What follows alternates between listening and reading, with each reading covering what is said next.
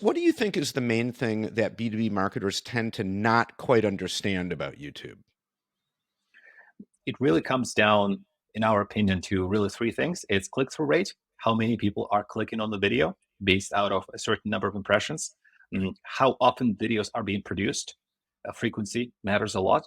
And 1 minute retention rate. How many folks are watching the video after 30 seconds? That's what the YouTube officially measures. And after 60 seconds. If those things are done well, the video will be incredibly well performing. Usually, it's one of these three categories that doesn't quite work, Mm. and that's what we would look at when we would audit the channel. And click-through rate, that would be titles and thumbnails most of the time. That's where people would be. Thumbnails 70% and title usually it's 30%. What accounts for people clicking or not clicking on the video. Okay, so let's start right there. Titles and thumbnails. What are some best practices around those to get that click-through rate? There's no one specific way to do it, Jeremy, to be honest. Ideally, the titles have the keywords that already ranked reasonably well on YouTube over the last 12 months. And the way to do that is there are multiple ways to do it. The easiest option to at least to start before we get to anything advanced is to when a video is being produced, likely content marketers already have a title, just copy pasting it into YouTube and hitting search and seeing what comes up. That's already pretty good. You already would see something that is related. You already would see the videos that have ranked reasonably well, and ideally they are in the last 12 months. And then that would be one way to do it. Let's say a few words about the thumbnails, because you also mentioned that it's the titles, right? And then the Mhm. thumbnails that really help Yeah. determine the click-through rate. So what should B2B marketers be doing with thumbnails? I would say there are a variety of ways to make thumbnail look good. The common mistake or the common route that B2B marketers go for, and you should not be doing that, is they go for a webinar style template. They go for a webinar style template where they put somebody in a circle or they put somebody in the corner, and there's certain images that are not meaningful. They just look beautiful. They just purely for visual attractiveness. They take most of the thumbnail, and there's a small font of something in there which you can't find. That's a big mistake on YouTube, and this is something that it's a fight. It's always a fight with designers, and the bigger the company, the often the harder the fight is because you need to change the design language. There's a specific designs for YouTube where you want to have big words, usually a few words. It could be a quote, it could be 4 or 5 words that are not the same as the title. So it's something that really would pique people's attention. Mm, People's faces, the bigger that you can make them, the better. That's usually really depends how many folks are, but big faces and any relevant background that would truly be interesting would be something that would create curiosity. Mm, I saw a chart. It was from like a website, I think called Marketing Trends or Marketing Info or mm, something like that. And it was a list of the types of B2B content, according to some study they did, that are most popular with B2B buyers. And at the top of the list were how-to type videos and like instructional videos. I guess those are kind of the same thing, but mm. so very practical how to, here's how to solve problem X, those kind of videos, which made sense to me because that's what I tend to watch on YouTube when I'm trying to figure something out. But I'm wondering if how that squares with what you've seen. Very much so. Very much so. It's a very educational how-to content, practical, as practical as it gets, because a lot of times, and it does speak more to bottom and mid funnel. A lot of times it's mid funnel or bottom of the Yeah. funnel because we need to remember that we are in a niche B2B industry. And for example, it's very difficult to talk about, well, here are the top 10 deepest bunkers in the world and take that topic and somehow connect it to your SaaS software or to your SaaS service.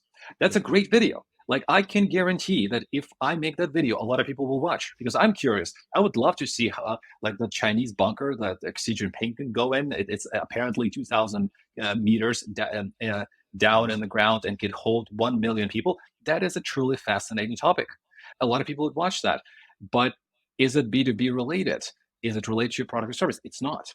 So Yeah. my point is that it's very difficult to create a top of the funnel content that is interesting, yet it's not how to.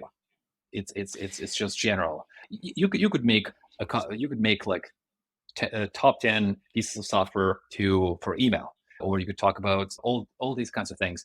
But it is quite difficult in B2B to capture attention in top of the funnel terms if it's not something really practical. There are exceptions, of course, but it is more difficult. Yeah. What kind of top of funnel video content actually does seem to work?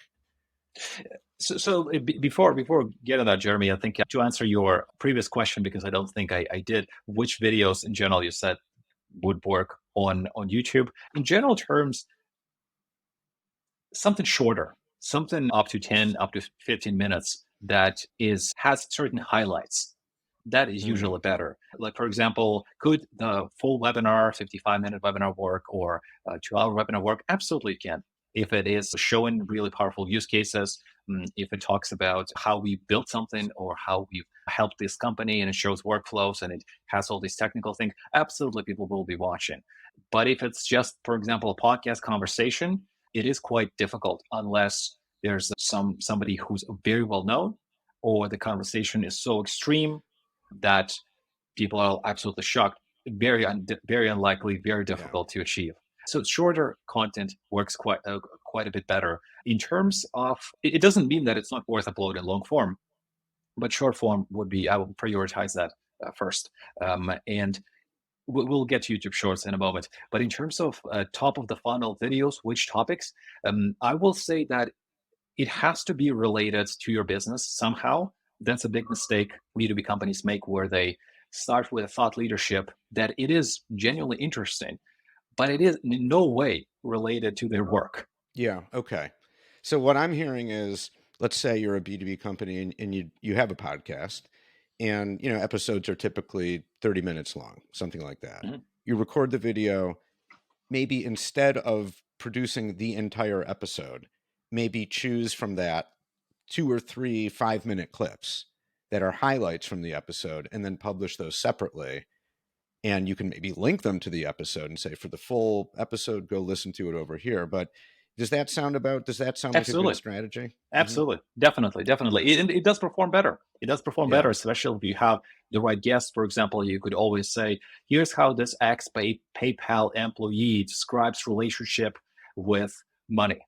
Or Mm, here's how this PayPal employee climbed career in this company. A lot of people would watch that. And it's a yeah. 2-3 minute interview, and it starts immediately from the first second. This guy, he doesn't even, there's no question, there's no, Gets it's right to it. immediate. Yeah, it gets right to it. And that's where you asked the first question, what B2B marketers can do better on YouTube is obviously watch well-performing videos and then just deconstruct why they perform so well. And as a matter of fact, here you could just look at all of them, because those are principles are quite universal, in the sense that you need to capture attention immediately. It is very difficult to do in B2B. It is possible to do. For example, you have a podcast, and that's resources that takes time. That's understandable. But like going through it and seeing the really key highlight responses, putting that as a little sequence at the beginning, that's already pretty good. That's not too bad. That's a pretty good start.